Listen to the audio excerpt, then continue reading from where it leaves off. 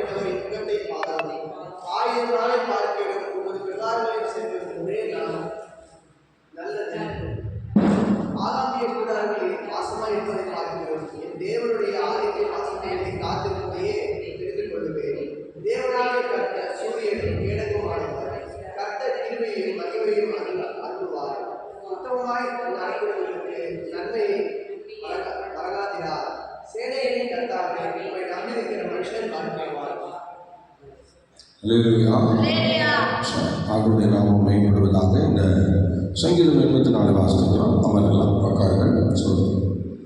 இந்த சங்கீதம் 84 முதல் வசனத்தை நீங்கள் வாசிக்கலாம்.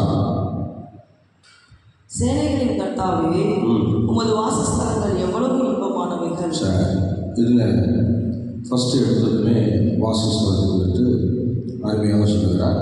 இந்த சங்கீதம் ஸ்தோத்திரம் 26ஆம் சங்கீதம், 42ஆம் சங்கீதம், 63ஆம் சங்கீதம், இப்போ நம்ம 84 இந்த சங்கீதங்களை நம்ம படித்தா இந்த 4 சங்கீதங்களும் தாவீதின் சங்கீதமாக காணப்படுகிறது. இந்த சங்கீதத்தில் 84ஆம் சங்கீதத்தில் என்ன அநேக விஷயங்கள் சொல்லப்பட்டிருக்கிறதோ அதே வார்த்தைகளை 26ஆம் சங்கீதத்திலையும் 42ஆம் சங்கீதத்திலையும் 63ஆம் சங்கீதத்திலையும் சொல்லப்பட்டிருக்கிறது. ஆக இந்த 4 சங்கீதமும் ஒன்றாக இசைந்து இணைப்பாக வருகிறது. அதனால் இந்த 4 சங்கீதங்களையும் நம்ம பார்க்கும்போது ஒரு வித்தியாசமாக இருக்கும். இதெல்லாம் ஒரே சங்கீதம் மாதிரியே இருக்கும். அதனால் இந்த தாவீதின் சங்கீதம் என்று சொல்கிறோம். அல்லேலூயா. ஸ்தோத்திரம். இது தாவீது எழுதின ஒரு சங்கீதமாக காணப்படுகிறது. அல்லேலூயா. ஸ்தோத்திரம். ஆக இந்த சங்கீதத்திலே 4 சங்கீதமும் ஒரே காரியங்களை சொல்லுகிறது. இப்போ முதலாவது வசனங்களை நாம் படிக்கும்போது படிங்க திரும்ப. சேனைகளின் கர்த்தாவே, சேனைகளின் கர்த்தாவே, உமது வாசஸ்தலங்கள் எவ்வளவு இன்பமானவைகள். ஆமாம், எவ்வளவோ வாசஸ்தலங்கள் எவ்வளோ இன்பமானவைகள். அல்லேலூயா. எவ்வளவு இன்பமானவைகள் என்று சொல்லப்பட்டிருக்கிறது. வாசஸ்தலம் என்று சொல்கிறது சில இடங்களில் ஆண்டவர் இருக்கிற அந்த இடத்தையும் சோதனை மகா பரிசுத்த ஸ்தலத்தையும் அடுத்தது நம்மையும் ஆண்டவர் சொல்கிறது. தேவனுடைய வாசஸ்தலம் மனுஷர்களிடத்திலே இருப்பதாக சொல்லப்பட்டிருக்கிறது. அந்த மாதிரி இப்போ பார்த்தீங்கன்னா இங்கே வாசஸ்தலத்தை வந்து இங்கே சொல்லுகிறார். அந்த வாசஸ்தலத்தில் 2வது வசனம் என்ன சொன்னார் பாருங்க, படிங்க.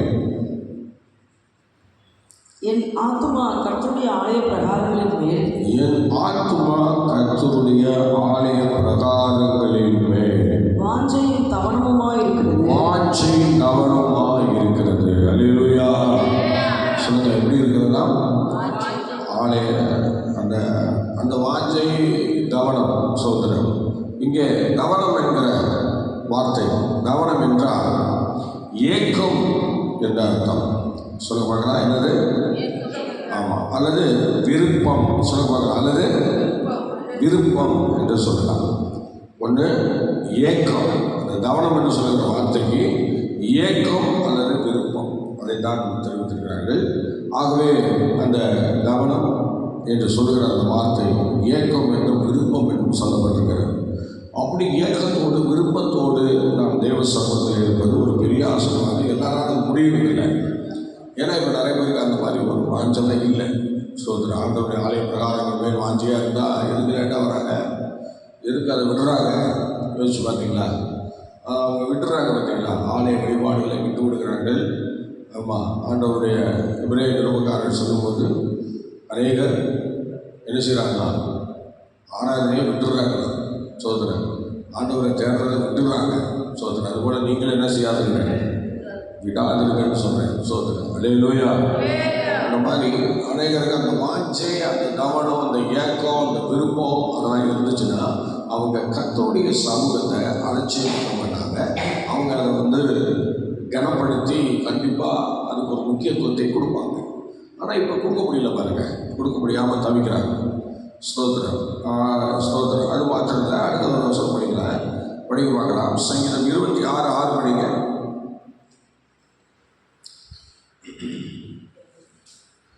26:6. கர்த்தாவே, கர்த்தாவே, நான் துதியின் சத்தத்தை தொனிக்க பண்ணி உம்முடைய அதிசயங்களை எல்லாம் விவரிப்பதற்காக நான் குற்றமில்லாமலே என் கைகளை கழுவி 26:6 படிங்க. கர்த்தாவே, நான் துதியின் சத்தத்தை தொனிக்க பண்ணி உம்முடைய அதிசயங்களை எல்லாம் விவரிப்பதற்காக. ஸ்தோத்திரம். 24 படிங்க. இதுவே அவரை தேடி விசாரித்து அவருடைய சமூகத்தை நாடுகிற யாக்கோபு என்னும் சந்ததி. ஆமென். அவருடைய சமூகத்தை நாடுகிற யாக்கோபு என்னும் சந்ததி. ஸ்தோத்திரம். அல்லேலூயா. அப்பா அதில் என்ன பண்ணுறோம்னா, கர்த்தருடைய ஆலயத்தை குறித்து வாஞ்சையாக இருக்கிற அந்த அனுபவத்தை சொல்லுகிறாங்க. கர்த்தருடைய ஆலயத்தின் மேலே அந்த வாஞ்சை. ஸ்தோத்திரம். அமிதமாக ஸ்தோத்திரம். 26 படிக்க பார்க்கலாம். கர்த்தருடைய ஆலயத்தை குறித்து 26 சங்கீதம். கர்த்தாவே, உமது ஆலயமாகிய வாசஸ்தலத்தையும் உம்முடைய ஆலயமாகிய வாசஸ்தலத்தையும் உமது மகிமை தங்கிய ஸ்தானத்தையும் வாஞ்சிக்கிறேன். வசனத்தில் 8. Praise God. அல்லேலூயா. அல்லேலூயா. அது மாதிரி ஸ்தோத்திரம் இங்கே அமிதமாக சொல்லப்பட்டிருக்கிறது. ஸ்தோத்திரம் பாருங்கள், வாஞ்சிக்கிறது ஆலயமாகிய அந்த வாசஸ்தலத்தை அல்லது பிரகாரத்தை, ஆண்டவருடைய சன்னிதானத்தை வாஞ்சிக்கிற ஒரு அனுபவத்தை ஆண்டவர் இஸ்ரவேல் ஜனங்களிலே கொடுத்திருந்தார். தாவீதுக்கு கொடுத்திருந்தார். தாவீது அந்த அளவுக்கு தேவ சமூகத்தை குறித்து வாஞ்சியாக இருந்தார். ஏன்னா அவர் எந்த அளவுக்கு தாவீது கர்த்தர் சமூகத்தை 17 வருஷம் அவர் ஆலயத்துக்குள்ள போனதில்லை. அதனால் அவருக்கு எவ்வளவு ஸ்தோத்திரம் ஆலய வழிபாடு கிடைச்சிடும் அதை அவர் விட்டாமல் ஃபாலோ பண்ணி போயிட்டே இருந்தார் பாருங்க. அதான் ஆச்சரியம். அல்லேலூயா. சத்தமாக சொல்லுங்களேன். உண்மையாக சொல்கிறேன், அது ஒரு பெரிய ஆசீர்வாதம் பாருங்க. அப்படி கிருபை. 17 வயது வரைக்கும் அவர் ஆலயத்துக்குள்ள போகல. ஆனால் என்றைக்கு அவருக்கு ஒரு வாய்ப்பை ஆண்டவர் அபிஷேகம் பண்ணி கழுத மேலே ஏற்றி அவரை எப்படி ஆலயத்துக்குள்ள கொண்டு போனாங்களோ அதுலேருந்து அவருடைய தேடுதல் பயங்கரமாகி போச்சு. அவன் ரொம்ப கத்தரை தேட ஆரம்பித்தான். சொல்லுங்க, சில பேர்லாம் சாராயத்தையும் ரவுடிசத்தையும் விபச்சாரம் பேசி நடத்தி இப்படி ரவுடிசத்தை அடி ஓடுறவங்க எவ்வளோ பேர் போடுவாங்க. ஆனால் கத்தர் சமூகத்துக்கு அவங்க வந்துட்டாங்கன்னு வச்சுக்கோங்க. எந்த அளவுக்கு ரவுடிசத்தில் அல்லது உலகத்தில் துன்மார்க்கத்தில் எவ்வளவு அவங்க ஈடுபாடாக இருக்காங்களோ அதை விட அதிகமாக கத்தருக்குள்ளே வந்துட்டாங்கன்னா ஈடுபாடாக மாறிடுவாங்க. ஃபுல்லாக ஒன்று அதில் இருக்கிறவங்க இதில் இருக்கிறோம். 2 எஜமான்களுக்கு யாரும் 2 ஊழியம் பண்ண முடியாது. அதனால் உண்மையாக சொன்னால் அருமையான தெய்வப்பிள்ளை அந்த அளவுக்கு ஒரு வாஞ்சையும் விருப்பத்தையும் கத்தர் கொடுத்துருவார். அந்த மாதிரி ஒரு வாழ்க்கையில் ஒரு ஆசீர்வாதத்தை கத்தர் அனுப்பி கொடுப்பார். பார்த்துங்க. அல்லேலூயா. அதை குறித்து நீங்கள் இன்னும் சங்கீதம் 42:1 படிங்களேன். அதை குறித்து பாருங்க என்ன சொல்றாரு பாருங்க. ஒரு மானானது நீரோடைகளை வாஞ்சித்து கதறுவது போல என் ஆத்மா கர்த்தருடைய சமூகத்தை விருந்து வாஞ்சிக்குது. எந்த அளவுக்கு அவர் அந்த காரியத்தை வெளிப்படுத்துவார் பாருங்க. ஒரு மானுக்கு ஈடாக வராரு. அந்த மான் தண்ணீரை இருக்கிற இடத்தை அது கைப்பற்றும் போது அது எவ்வளவு வீரத்தோடும் வல்லமையோடும் அது புறப்பட்டு வரும் இல்லைங்களா? அந்த மாதிரி மானானது நீரோடைகளை வாஞ்சித்து கதறுவது போல நான் என்ன பண்ணுறேன், நான் அவருடைய சமூகத்தை வாஞ்சித்து கதறேன் என்று சொல்கிறார். அதான் 5:3 சங்கீதம் 5:3 சொல்கிறார். பார்த்தீங்களா? அப்படி பார்க்கலாம். கர்த்தாவே காலமே தேவ சமூகத்தில் ஆயத்தமாகி காத்திருக்கிறேன் என்று சொல்கிறார். பார்த்தீங்களா? அதான் அந்த மானுக்கு உள்ள அந்த வாஞ்சை காலமே சொல்கிறார். யாரும் வரல, அதுக்கு முன்னாடியே தாவீது அரசர் ஆலயத்துக்குள்ள வந்துடுறாரு. தேவ சமூகத்தில் அமர்ந்திருக்கிறார். அந்த பாக்கியம் ஒரு பெரிய பாக்கியம். இன்னைக்கு கர்த்தருடைய சமூகத்தில் சோதர அகமா என்றவங்க தான் நிறைய இருக்கிறாங்க. ஆனால் அன்னைக்கு தங்கிற காலம் தாவீது எவ்வளோ பயங்கரமாக இருந்திருக்கிறார் பாருங்க. பார்த்தீங்களா? எவ்வளோ பயங்கரமாக இருந்திருக்கிறார். அந்த வார்த்தைகளை கேட்கும் போதே எவ்வளோ இன்ட்ரெஸ்டிங்காக இருக்கு பாருங்க. அல்லேலூயா. ஆமாம். மானானது நீரோடைகளை வாஞ்சித்து கதறுவது போல என் ஆத்துமாவை நோக்கி வாஞ்சித்து கதறுகிறது என்று சொல்கிறார். கர்த்தருடைய பிள்ளை, அந்த மாதிரி கதறுதலை இன்னைக்கு நம்ம வாழ்க்கையில் கொண்டிருக்கிறோமா? நல்லா யோசிச்சு பாருங்க. அந்த மாதிரி ஒரு வாஞ்சை, அந்த மாதிரி ஒரு விருப்பம், அந்த மாதிரி ஒரு ஏக்கம் நமக்குள்ள இருக்கா? சோதரம். அது மாத்திரம் இல்லை. 2 வருஷம் படிங்க. 2வது படி பார்க்கலாம். அதுலேயே 42:2 அது என்ன சொல்றாரு பாருங்க. என் ஆத்துமா ஜீவனுள்ள தேவன் மேலேயே வாஞ்சியாய் இருக்கிறது. நல்ல தாகமாய் இருக்கிறது. என்ன சொல்றாரு பாருங்க. என் ஆத்துமா தேவன் மேல், ஜீவனுள்ள தேவன் மேலேயே தாகமாய் இருக்கிறது. பார்த்தீங்களா? ஜீவனுள்ள தேவன் மேலே எப்படி இருக்கிறேன்? தாகமாய் இருக்கிறேன். அல்லேலூயா. அந்த தாகத்தை குறித்து எவ்வளவு அருமையா சொல்றாரு பாருங்க. அடுத்தது இன்னொரு வசனம் படிங்க. 63:1 படிங்க. 63:1. தேவனே, நீர் என்னுடைய தேவன், நீர் என்னுடைய தேவன். அதிகாலமே உம்மை தேடுகிறேன். வறண்டதும் இடாய்த்ததும் தண்ணீரற்றதுமான நிலத்திலே என் ஆத்துமா உம்மேல் தாகமாய் இருக்கிறது. என் மாம்சமானது உம்மை வாஞ்சிக்கிறது. பார்த்தீங்களா? மாம்ச உணவு கொண்டு கர்த்தரை வாஞ்சிக்கலாம். சோத்திரம். எவ்வளோ அருமையாக சொன்னாங்க பாருங்க. தாகமாக இருக்கிறேன். நீங்கள் 63:2 படிக்கல. அதில் என்ன சொன்னார் பாருங்க. இப்படியே பரிசுத்த ஸ்தலத்தில் உம்மை பார்க்க ஆசையாய் இருந்து உமது வல்லமையையும் உமது மகிமையையும் கண்டேன். ஆனால் இப்போ காண முடியல. அதனால தாகமாக இருக்கேன் என்று சொன்னார். இது யூதேயா வனாந்தரத்தில் சோதரர் ஆண்டவர் தாகமாக இருக்கிற அந்த காரியத்தை தான் சொன்னார். யூதேயா வனாந்தரத்தில் தண்ணீர் இல்லை. இப்போ சவுலுக்கு தப்பி ஓடுகையில் அவர் அங்கே என்ன பண்ணார்? சங்கீதம் 22 எழுதுகிறார். என் தேவனை ஏன் கைவிட்டீர் என்கிற அந்த வார்த்தையை அங்கே எழுதுகிறார். எழுதி முடித்த பிறகு அந்த சவுல் அவங்களுடைய எல்லைக்குள்ள வெளிஸ்தர்கள் வந்துட்டாங்கன்னு சொல்லிட்டு ஓடுறாங்க. எல்லாம் விட்டுட்டு தாவீதை விட்டுட்டு ஓடுறாங்க. அப்படி ஓடும்போது தாவீது என்ன பண்ணுறாரு? மறுபடியும் அவர் யூதேயா வனாந்தரத்துக்குள்ளே போகிறார். அப்படி உள்ளே போகும்போது அங்கே என்ன நடக்குதுன்னு பார்த்தீங்கன்னா, பயங்கரமான தாகம் இருக்குது. பயங்கர தாகமாக இருக்கிறார். சோதரர். அப்போ யூதேயா வனாந்தரத்தில் தண்ணி கிடையாது. சோதரர் 60 கிலோமீட்டர் போகிறார். சோதரர் 60 கிலோமீட்டர் சோதரர் 90 கிலோமீட்டர் நீட்டம். குறுக்க போனால் 60 கிலோமீட்டர். அந்த 60 கிலோமீட்டர் அவர் உள்ளே போகிறார். அப்படி உள்ளே போகும்போது அவருக்கு அந்த தாகம் பயங்கரமாக இருக்கிறார். அந்த யூதேயா வனாந்தரத்திலே அவர் பயங்கர தாகமாக இருக்கிறார். ஆனால் அவனுக்கு பாருங்கள், தண்ணி இல்லை. சோதரம். சாகர கண்டிஷனுக்கு வந்துட்டார். அதுக்கப்புறம் தான் என்கேடி வாங்குறாரு. என்கேடியை பார்த்த பிறகு உள்ளே போகிறாருன்னு வச்சுக்கலேன். சார் உள்ளே போய் என்கேடியில் அவர் தாகங்கள் தீர்க்கப்படுகிறது. பாருங்கள், நல்லா கவனிக்கணும். ஆண்டவருடைய சன்னிதானத்தில் தான் நம்ம முழு தாகமும் தீர்க்கப்படும். என்கேடியில் போய் தான் தாவீதுடைய தாகம் அங்கே தீர்ந்தது. அது வரைக்கும் தாவீது தாகமாக இருக்கிறேன் என்று சொல்லி யூதேயா வனாந்தரத்திலிருந்து என்கேடிக்கு போகிற வரைக்கும் வெறும் தாகமாக இருக்கிறேன்னு சொல்லிகிட்டே போயிட்டார். ஆனால் கடைசியில் உயிர் போகிற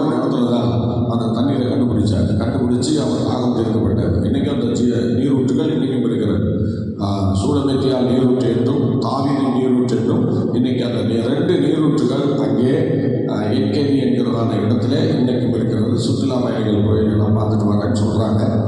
நீங்களும் ஒன்றா போய் பார்த்துட்டு வாங்க. கர்த்தர் உங்களை ஆசீர்வதிப்பார். அல்லேலூயா, அல்லேலூயா. யூதேய வனாந்தரத்தில் அவருக்கு அபிதமான காரியங்களை கர்த்தர் அங்கே செய்திருந்தார் என்று நாம் பார்க்கிறோம். ஆகவே கர்த்தருடைய பிள்ளைகளே, ஸ்தோத்திரம். இப்போ நீங்கள் வாசிப்பாங்களா? ஸ்தோத்திரம். என்ன சொல்லுறா? நீங்கள் வசனம் 84:9 கூட நீங்கள் படிச்சீங்கன்னா படிங்க. எங்கள் கேடகமாகிய தேவனே, எங்கள் கேடகமாக தேவனே, கண்ணோக்கமாயிரும். நீர் அபிஷேகம் பண்ணினவரின் முகத்தை பாரும். நீ அபிஷேகம் பண்ணினவரின் முகத்தை பாரும். 1000 நாளை பார்க்கிறோம். 1000 நாளை பார்க்கிறோம். உமது பிரகாரங்களில் செல்லும். உம்முடைய பிரகாரங்களில் செல்லும். ஒரே நாள் நல்லது. ஒரே நாள் நல்லது. பார்த்தீங்களா? கர்த்தருடைய சமூகத்தை என்ன சொல்றாரு பாருங்க. பிரகாரம் என்று சொல்கிறார். 1ஆம் வசனத்தில் 1ஆம் வசனம் படிங்க. 1ஆம் வசனம். சேனைகளின் கர்த்தாவே, உமது வாசஸ்தலங்கள், உம்முடைய வாசஸ்தலங்கள் எவ்வளவு இன்பமானவைகள். எவ்வளவு வாசஸ்தலம் என்று சொல்கிறார். சொல்லுங்க, என்ன சொல்றாரு? வாசஸ்தலம் என்று சொல்கிறார். சொல்லுங்க பேரு. ரெண்டாவது என்ன சொல்றாரு? ஃபர்ஸ்ட் என்ன சொன்னாரு? 84:9 பிரகாரம் சொன்னாரு. அடுத்தது 1 என்ன சொன்னாரு? வாசஸ்தலம் என்று சொல்கிறார். அடுத்து 2ஆம் வசனம் படிக்கும். என் ஆத்துமா கர்த்தருடைய ஆலய பிரகாரங்களில் ஆலய பிரகாரம் என்று சொல்கிறார். ஆலயம் என்று சொல்கிறார். சொல்லுங்க, என்னன்னு சொன்னாரு? அல்லேலூயா, ஆலயம் என்று சொல்கிறார். இப்போ 3ஆம் வசனம் படிக்கும். என் ராஜாவும் என் தேவனுமாகிய சேனைகளின் கர்த்தாவே, உம்முடைய பீடங்கள் அண்டையில். இப்போ சொன்னாரு உம்முடைய பீடங்கள் அண்டையில் என்று சொல்கிறார். சொல்லுங்க, என்னன்னு சொல்கிறார்? சொல்லுங்க, உம்முடைய பீடங்கள் அண்டையில் என்று சொல்கிறார். அடுத்தது நீங்க 4ஆம் வசனம் படிங்க. உம்முடைய வீட்டில் வாசமாயிருக்கிறவர்கள். பாருங்க, வீட்டில் வாசம். வீடு என்று சொல்கிறார். ஜப வீடு. என்னுடைய வீடு சகல ஜனங்களுக்கும் ஜப வீடு எனப்படும் சொல்றார். 4ஆம் வசனத்திலே வீடு என்று சொல்கிறார். அடுத்த 5ஆம் வசனம். உம்மிலே பலன் கொள்ளுகிற மனுஷனும் தங்கள் இருதயங்களில் செவ்வையான வழிகளை கொண்டிருக்கிறவர்களும் பாக்கியவான்கள். பாருங்கள், 5ஆம் வசனம் திருப்படி. உம்மிலே பலன் கொள்ளுகிற மனுஷனும் தங்கள் இருதயங்களில் செவ்வையான வழிகளை கொண்டிருக்கிறவர்களும் பாக்கியவான்கள். அழுகையின் பள்ளத்தாக்கை உருவ நடந்து அதை நீரூற்றாக்கி கொள்ளுகிறார்கள். மழையும் குளங்களை நிரப்பும். அவர்கள் பலத்தின் மேல் பலமடைந்து சீயோனிலே தேவ சன்னதியில் வந்து காணப்படுவார்கள். தேவ சன்னதி. சொல்லுங்க, எத்தனை சொன்னது? 7. சொல்லுங்க, தேவ சன்னதி. அல்லேலூயா. சொல்லுங்க, என்னன்னு சொன்னாரு? தேவனுடைய சன்னதி என்று சொல்கிறார். சொல்கிறார். 7ஆம் வசனம் திருப்படிங்க. அவர்கள் பலத்தின் மேல் பலமடைந்து சீயோனிலே தேவ சன்னதியில் வந்து காணப்படுவார்கள். அவர்கள் சீயோன் என்று சொல்கிறார்கள். அடுத்து தேவ சன்னதி என்று சொல்கிறார்கள். அல்லேலூயா. இப்போ பாருங்க, ஆண்டவருடைய ஸ்தலத்தை, ஆண்டவர் இருக்கிற இடத்தை என்னென்னலாம் சொல்றாங்க பாருங்க. ஃபர்ஸ்ட் 9 என்ன சொன்னாரு? பிரகாரம். சொல்லுங்க, என்னன்னு சொன்னாரு? பிரகாரம். வசனம் 1 என்ன சொன்னாரு? வாசஸ்தலம் என்று சொன்னார். 2 என்னன்னு சொன்னாரு? ஆலயம் என்று சொன்னார். 3 என்ன சொன்னாரு? பீடங்கள் அண்டை என்று சொன்னார். 4 என்ன சொன்னாரு? வீட்டில் வாசமாக இருக்கிறவர் என்று சொன்னார். 7 என்ன சொன்னாரு? சீயோன் என்று சொல்கிறார். அடுத்தது தேவ சன்னதி என்று சொல்கிறார். 6 படிச்சா 6 என்ன சொன்னாரு? வசனம் 6 படிங்க. அழுகையின் பள்ளத்தாக்கை உருவ நடந்து அதை நீரூற்றாக்கி கொள்கிறார்கள். மழையும் குளங்களை நிரப்பும்.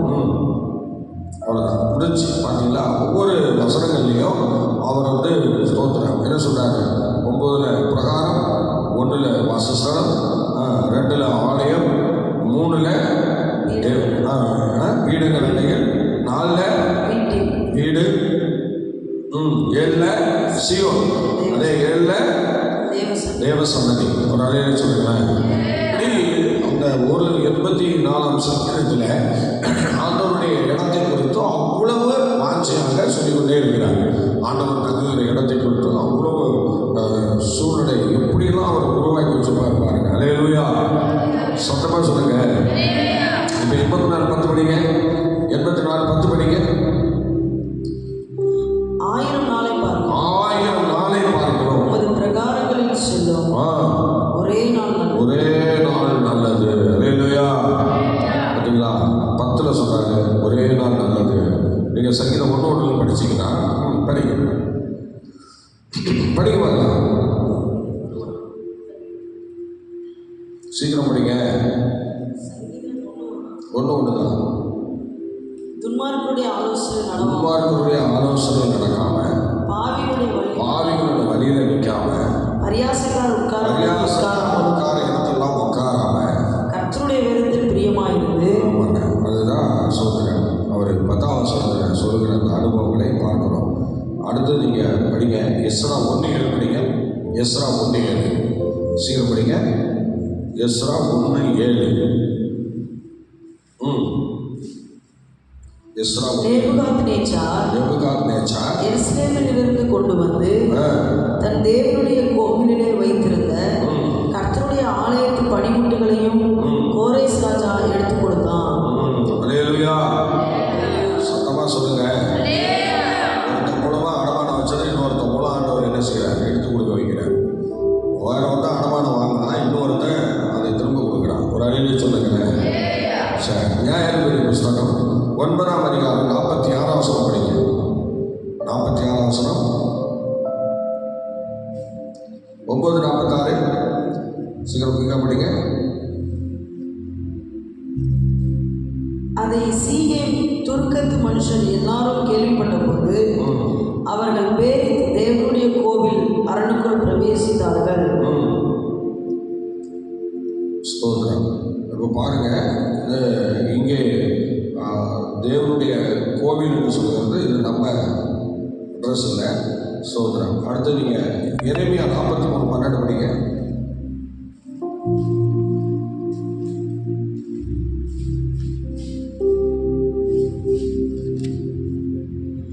அவன் உங்களுக்கு இறங்குகிறதற்கும் உங்கள் சுயதேசத்துக்கு உங்களை திரும்பி வர பண்ணுகிறதற்கும் உங்களுக்கு இரக்கம் செய்வேன். அல்லேலூயா, அல்லேலூயா. உங்களுக்கு நான் இரக்கம் செய்வேன். சோதரம். அப்பா படிச்சீங்க தான் நினைக்கிறேன். எகிப்தின் தேவர்களுடைய கோவில்களில் ஸ்தோத்திரம். எகிப்தின் தேவருடைய கோவில்களில் அக்கினியை கொளுத்துவேன். அவன் அவைகளை சுட்டரித்து அவைகளை சிறைப்பிடித்து போய் ஒரு மேய்ப்பன் தன் கம்பளியை போர்த்து கொள்ளுமா போல் எகிப்து தேசத்தை போர்த்து கொண்டு அவ்விடத்திலிருந்து சுகமாய் புறப்பட்டு போவான்.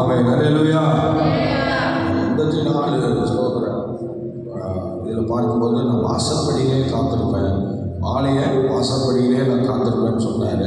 ஆனால் இங்கே ஸ்தோத்திரம், இந்த மாதிரி இடங்களில் வரும்போது ஆண்டவரை கொளுத்துவேன் சொல்லுவேன். நல்லா யோசிச்சு பாருங்க. அவர் வாசப்படியில் தங்கியிருக்கிற அந்த நாள் தான் ரொம்ப நல்ல நாள். அவர் பாதத்தில் இருக்கிற நாட்கள் தான் நல்ல நாள். நீங்கள் 10 திரும்ப படிங்க. 84:10 புதுசாக படிக்கிறது.